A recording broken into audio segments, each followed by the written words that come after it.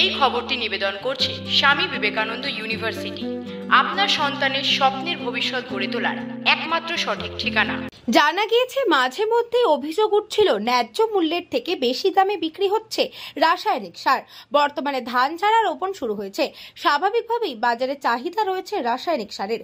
বাজারের চাহিদাকে কাজে লাগিয়ে ব্যবসায়ীরা যাতে সরকার নির্ধারিত মূল্যের চেয়ে বেশি দামে রাসায়নিক সার বিক্রি না করতে পারে সেই ব্যাপারে সতর্ক সারেঙ্গা ব্লক কৃষি দপ্তর। এদিন সারেঙ্গা ব্লকের বিভিন্ন দোকানে উপস্থিত হন সারেঙ্গা ব্লক সহ কৃষি অধিকর্তা এবং কৃষি দপ্তরের অন্যান্য কর্মীরাও। তারা দোকান থেকে রাসায়নিক সার বিক্রির পর্যবেক্ষণ করেন। পাশাপাশি চাষিদের বোঝানো হয় সরকারি মূল্যের চেয়ে বেশি দামে কোনো দোকানে রাসায়নিক সার বিক্রি হলে সেই খবর যেন কৃষি দপ্তরে জানানো হয়। এরকম অভিযোগ পেলে কৃষি দপ্তরে যথাযথ ব্যবস্থা নেবে বলে জানা গেছে। কৃষি দপ্তরের পক্ষ থেকে একই সাথে রাসায়নিক সারের সঠিক প্রয়োগ নিয়েও চাষিদের বোঝানো হয়। আমি দোকানে এসেছিলাম, কৃষি দপ্তরের স্যাররা ছিলেন এখানে।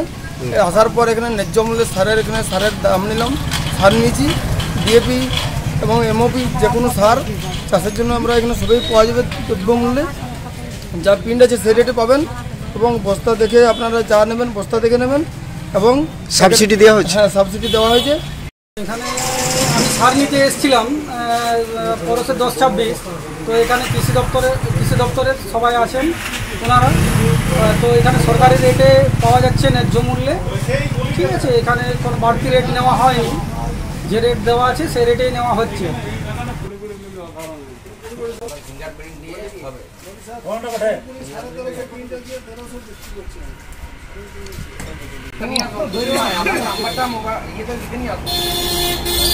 আধার কার্ড যদি নাও নিয়ে আসেন, জেরক্স কপি একটা পকেটে রাখবেন।